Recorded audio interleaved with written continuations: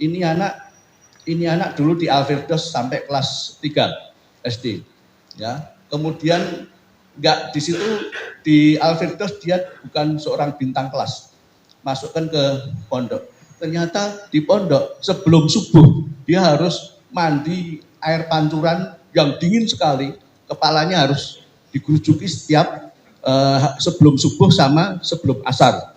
Sebelum subuh sama sebelum asar. Ternyata alhamdulillah apa manfaatnya? Otak kanan dan otak kiri jadi hidup. Akhirnya apa? Jadi bintang kelas di.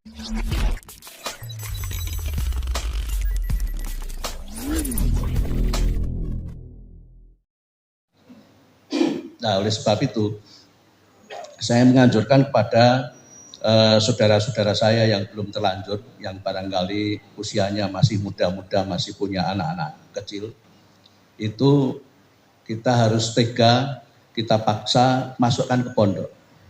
Kalau hanya masuk ke sekolah yang plus-plus, mungkin pulangnya sore, itu agak sulit juga. Karena pengaruh HP juga luar biasa. Saya paksa Mu'alim Yahya ini kelas 3 SD, saya paksa masuk pondok. Kemudian adik-adiknya kelas 1 SD itu sudah masuk pondok semua. Semua masuk pondok. Dan alhamdulillah dengan masuk pondok itu kita bertemu dengan anak ini 1 tahun pulang itu hanya 25 hari, puasa pertengahan sama lebaran 10 hari harus kembali ke pondok. Kita hanya nengok 1 bulan sekali atau 2 bulan sekali. Nemu-nemu anak-anaknya sudah besar-besar dan sudah banyak yang hafal Al-Quran.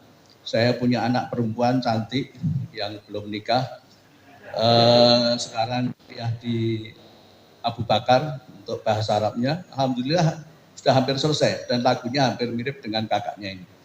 Jadi kalau mau ngelamar ya harus 30 juz selesai. Nah, saya sarankan masukkan ke pondok itu apa? Kita harus berusaha semaksimal mungkin satu rumah itu harus yang hafal Al-Quran 1. Kalau ini semua gerakan ini kita coba masuk supaya anak-anak bisa hafal Al-Quran semua. Satu rumah satu saja. Wah, ini sudah gerakannya luar biasa. Mengalahkan remaja-remaja ini yang di luar. Karena apa? Karena pengaruh HP ini sudah luar biasa. Saya selalu memberikan motivasi. Kemarin saya didatangi oleh Abu Adnan, itu datang ke rumah membawa 2 anaknya. Dia teringat 6 tahun yang lalu saya berikan motivasi, anaknya masukkan pondok, masih SD itu, masukkan pondok. Akhirnya masukkan pondok dan sekarang sudah kelas 3 SMP, ada yang sudah lulus. Alhamdulillah ke rumah saya silaturahim, bawa oleh-oleh bingkisan roti, cerita anaknya alhamdulillah saya sudah hafal 3. Anak saya 3 sudah hafal 30 juz. Gitu. Sudah hafal 30 juz. Kemudian saya punya saudara, ini kelas SMP, saya paksa saudara saya yang nak dulur itu, punya anak di kelas 2 takmirul Islam. Saya paksa, anakmu nek ning takmirul Islam kok, nek ning jobo, anakmu nek ning sekolah ning jobo. Terus SMP, SMA. Kamu ndak nemukan anak yang soleh dan soleh. Masukkan pondok itu. Akhirnya dimasukkan pondok. Dan kelas 6 SD ya, hafal Al-Quran dari kelas 2, kemudian dilanjutkan SMP-nya dan sekarang diterima di Madinah yang insya Allah nanti Agustus berangkat bersama-sama Alim. Kalau Alim ambil S2, dia ambil S1. Dan masih banyak lagi saudara-saudara saya yang saya berikan motivasi. Sebelah rumah saya itu 1 rumah atau 2 rumah itu adik saya. Itu SD kelas 1 sampai kelas 6 di luar. Gak bisa apa-apa, saya paksa masukkan ke pondok, gak usah ngambil ilmu apa-apa, Quran itu ada pondok yang hanya Al-Quran tok saja. Nanti untuk paket, untuk ijazah SMP SMA paket, ini Alim ini paket ini, bukan ijazah, paket gitu ya. Paket itu gak usah belajar aja diterima lulus. Gitu. Itu paket. Itu alhamdulillah sekarang sudah duduk sekali duduk sudah 10 juz lancar. Gitu. Ini sudah kelas 2 SMP. Jadi belum terlambat. Jadi masukkan. Itu masukkan ke semua ke pondok. Supaya apa? Terhindar dari HP. Kalau sudah di pondok itu dia pulang itu agak males gitu main HP, karena motivasi di pondok ustadznya memang betul-betul kuat ya, supaya tidak main HP. Kalau main HP mesti hafalan akan hilang. Ini yang remaja memang kita agak kesulitan karena apa? Karena sudah berbau HP ini.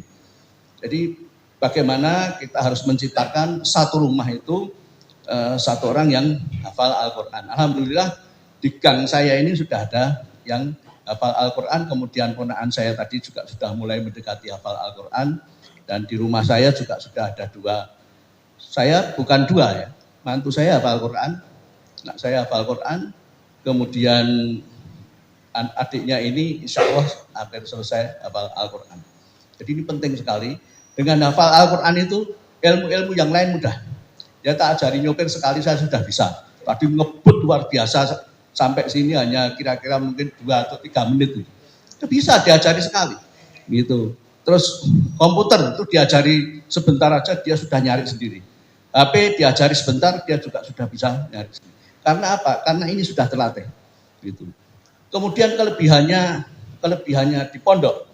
Ini anak dulu di Al-Firdaus sampai kelas 3 SD. Ya, kemudian enggak di situ di Al-Firdaus dia bukan seorang bintang kelas. Masukkan ke pondok. Ternyata di pondok sebelum subuh dia harus mandi air pancuran yang dingin sekali. Kepalanya harus digurujuki setiap sebelum subuh sama sebelum asar. Sebelum subuh sama sebelum asar. Ternyata alhamdulillah apa manfaatnya? Otak kanan dan otak kiri jadi hidup.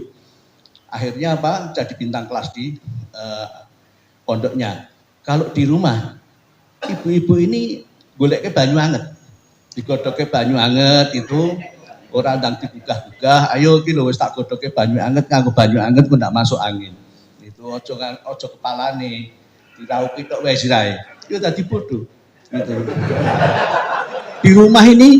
Di rumah dikasih ayam 1 ingkung. Kemudian telur hampir tiap hari. Di pondok dikasih makan ayam seminggu sekali. Ketemu telur seminggu sekali. Tapi anaknya hafal Al-Quran, kalau di rumah enggak. Di rumah bisa sakit, di pondok pun juga bisa sakit. Kuncinya apa? Orang tua harus tega. Saya punya anak yang nomor perempuan, itu masuk pondok baru 1 bulan, enggak boleh ditengok. Kemudian dikabari sama ustadznya, kena cacar. Gitu. Istri saya, ayo yang kita tengok itu.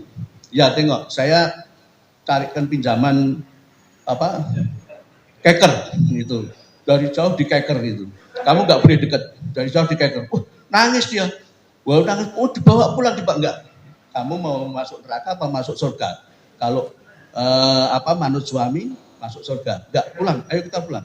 Pulang sampai di rumah dia nangis terus. Tak biarin aja. Masuk kamar 2-3 hari tetap nangis saja. Ngelihat anaknya cacar itu. Tapi kalau ini ditengok, dibawa pulang, nggak jadi balik ke pondok, nggak nemu orang yang solihah, gitu. Nggak nemu anak yang hafal Al-Quran.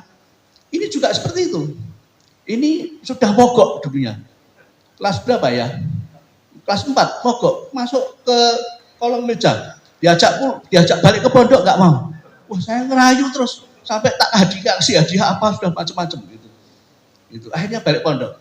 Dan SD-nya saya nemukan dia hafal Quran. Kemudian di SMP-nya dia harus 1 jam duduk untuk bisa 30 juz. Tidak boleh ada yang salah. Kemudian diuji selama 24 jam istirahat makan sama sholat. Dia nggak lulus. Harus ngulang dikasih waktu 20 hari. Dia sudah ngelokro. Saya kasih hadiah, saya kasih motivasi. Ayo umroh itu. Akhirnya alhamdulillah dia bisa hafal Al-Quran dan sekarang sudah sampai ke Madinah. Masih banyak sebenarnya ya motivasi-motivasi dari saya, tapi saya cukupkan siang karena waktu yang tidak memungkinkan. Billahi taufik wal hidayah. Assalamualaikum warahmatullahi wabarakatuh.